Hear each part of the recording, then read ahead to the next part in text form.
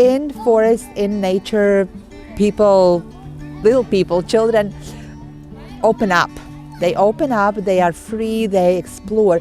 Children, there are children who sometimes have difficulties like behavior issues or emotional issues in the classroom when it's just four walls where you are in an enclosed area. In the forest, in most cases, all those behavior issues disappear. I have seen children who have come to our school, they don't speak any word of English, they haven't started speaking in the classroom, and they go to the forest the first day.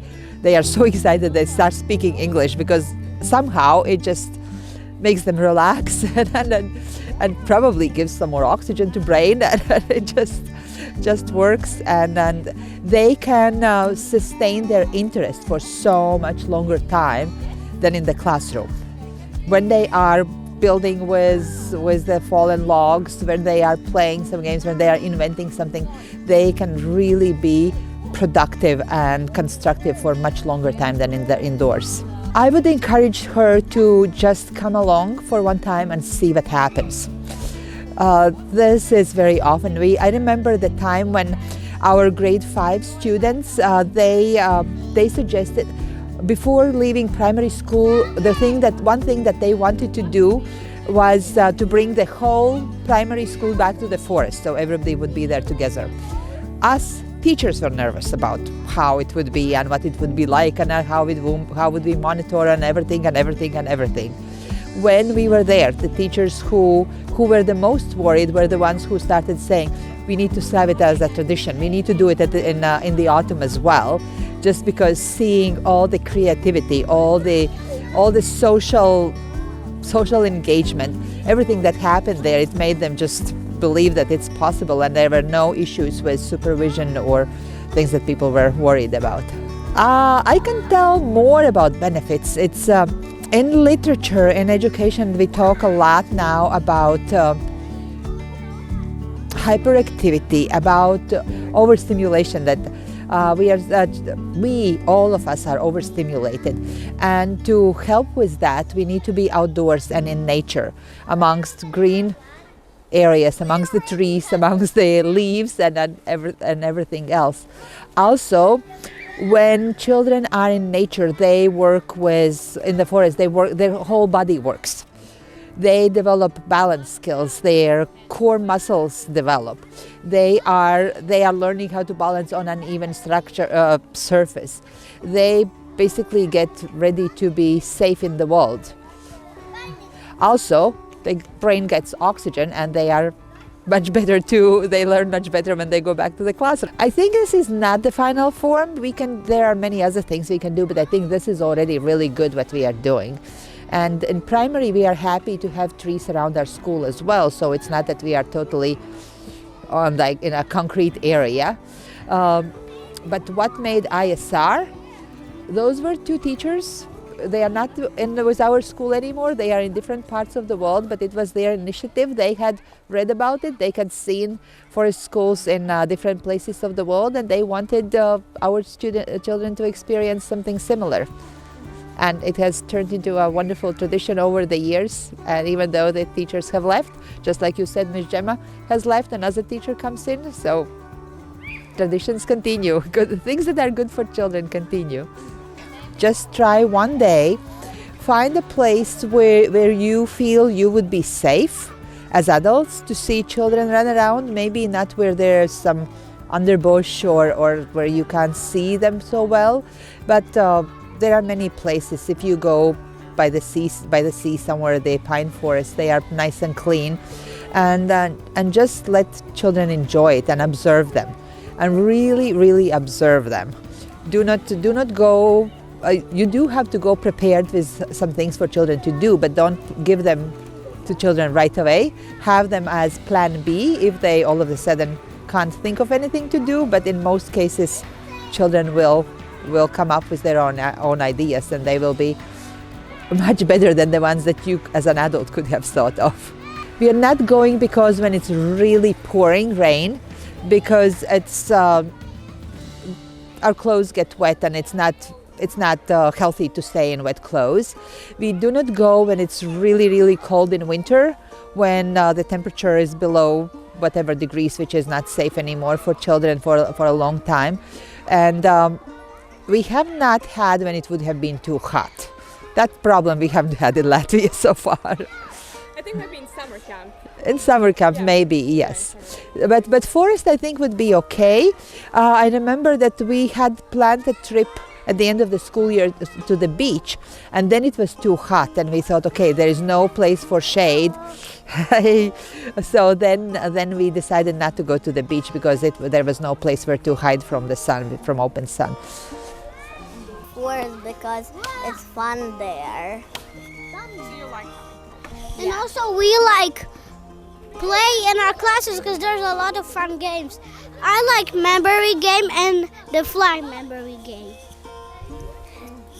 I like to play Mario game in the forest and I like to play something, not just be bored. And I'm playing some games like school and some games. I also want them to play game school with Alex, Emilia and Hette. So we have fun. That's the most important rule here. When we come, we eat snack usually, and then the kids go and explore. They come up with their own games. They start to build things. They climb trees, they explore. We go on adventures sometimes with them. We have a rule. You can climb a tree as high as you can if you can get down by yourself. So have you had instances where you had to actually get someone down? Yes, of course. Especially if it's their first time trying or climbing a tree. So, but with time they learn. They challenge their own abilities. So I'm a person who is afraid of everything and especially afraid of heights. And when I came to work here and during the first month of forest school, I was really scared of looking at the kids climbing really high on trees. And but over time, I started to get calmer and even try myself to climb trees, to run around, to trust them, to trust myself and push my own boundaries. And yeah, there's something very beautiful in the forest, in the nature, that calms you down and helps you to open up different life skills.